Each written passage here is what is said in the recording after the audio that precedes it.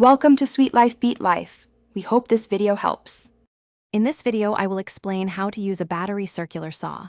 Before you even think about making a cut, safety is paramount.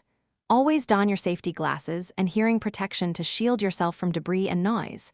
Ensure your battery is fully charged for consistent power throughout your task. Also, take a moment to inspect the blade. It should be sharp and securely installed for clean, efficient cuts. Your well-being is the top priority. Once you are geared up, it's time to prepare your material. First, precisely measure and mark your cutting line. Accuracy here saves time and material later. Next, adjust the blade depth so it just clears the bottom of your workpiece, typically by about 1/4 of an inch. This minimizes kickback and ensures a cleaner cut.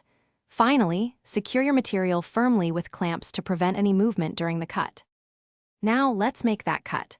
Begin by starting the saw before the blade touches the material, allowing it to reach full speed.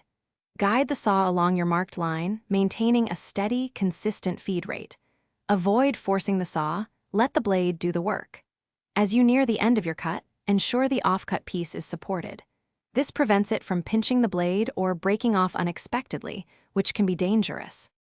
After a successful project, proper saw care is essential for its longevity. Always clean your circular saw after each use, removing sawdust and debris from the blade and motor vents.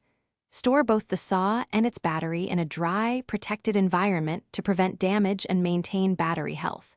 Remember, a well-maintained tool is a reliable tool.